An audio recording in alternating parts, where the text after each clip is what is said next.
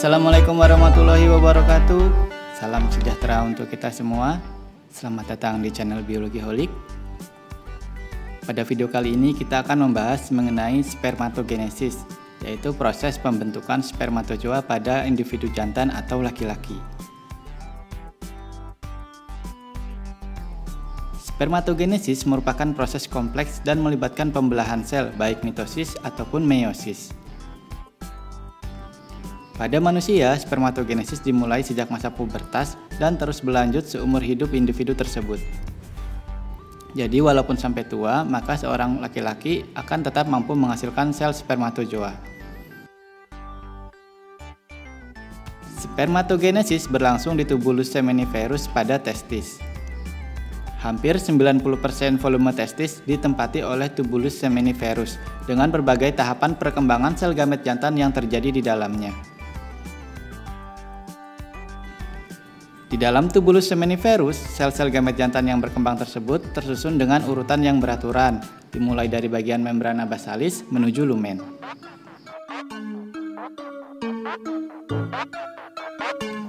Oke, sebelum lanjut, jangan lupa like dan subscribe dulu ya. Terima kasih.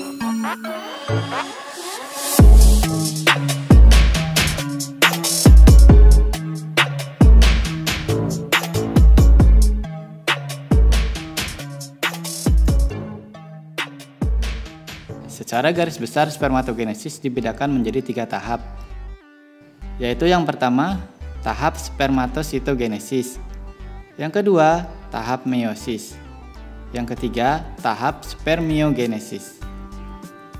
Tahap spermatositogenesis merupakan tahap awal proses pembentukan spermatozoa. Pada tahap ini terjadi diferensiasi sel-sel germinal primordial menjadi spermatogonium. Tahap ini dipengaruhi oleh sel Sertoli.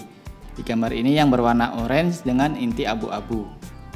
Sel Sertoli yaitu sel yang memberi nutrisi kepada spermatogonium sehingga dapat berkembang menjadi spermatosit. Sel spermatogonium jika banyak istilahnya itu sel spermatogonia. Jadi jangan bingung ya. Terdapat 3 jenis spermatogonium, yaitu tipe AD, tipe AP, dan tipe B. Tipe AD atau dark memiliki inti yang gelap. Sel ini akan menggandakan diri dan merupakan cadangan spermatogonium yang konstan dalam proses spermatogenesis.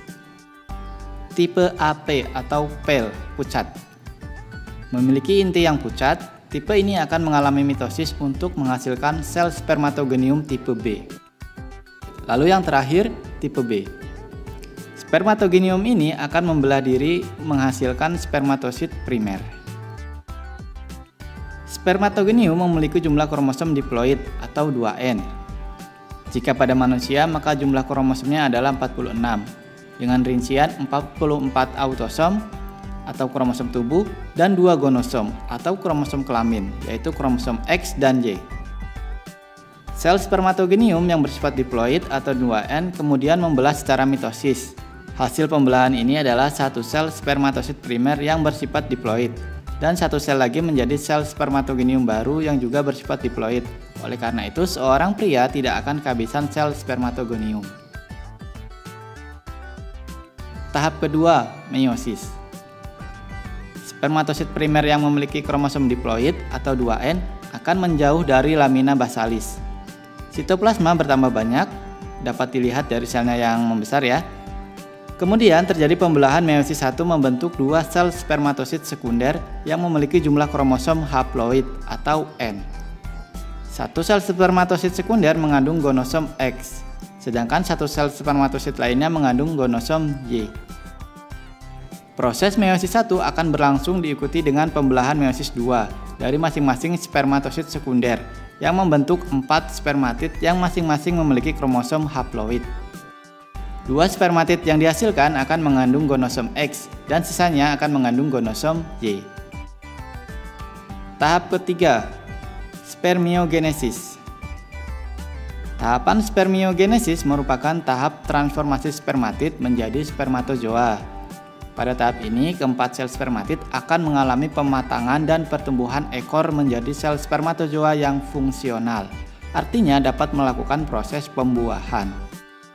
Tahap ini terdiri dari 4 fase, yaitu fase Golgi, fase tutup, fase akrosom, dan fase pematangan. Spermatozoa yang terbentuk strukturnya terdiri dari 3 bagian, yaitu kepala, leher, dan ekor atau flagel. Rumus kromosom spermatozoa pada manusia adalah 22A plus X atau 22A plus Y. Dengan demikian, jika terjadi fertilisasi dengan ovum, maka jenis kelamin bayi ditentukan oleh kromosom mana yang membuahi sel telur. Atau dengan kata lain, jenis kelamin bayi ditentukan oleh sel spermatozoa atau oleh pihak laki-laki. Karena rumus kromosom ovum hanya 22A plus Y. Oke, agar lebih paham, kita ulangi lagi ya secara ringkas tahapan proses spermatogenesis dengan menggunakan diagram. Tahap pertama diawali dengan berkembangnya sel spermatogonium yang bersifat diploid atau 2N. Kemudian membelah secara mitosis. Hasil dari pembelahan ini adalah satu sel spermatosit primer yang bersifat diploid dan satu sel lagi menjadi sel spermatogonium baru yang juga bersifat diploid. Kemudian spermatosit primer mengalami pembelahan meiosis 1 menghasilkan 2 sel spermatosit sekunder yang bersifat haploid atau N. Kedua spermatosit primer kemudian membelah lagi pada meiosis 2 menghasilkan 4 spermatid yang haploid.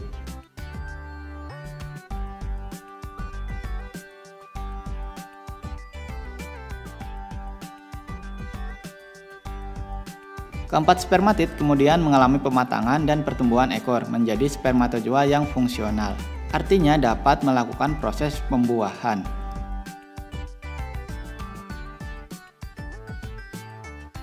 Oke, sekian dari saya, semoga bermanfaat. Mohon maaf jika ada salah. Terima kasih.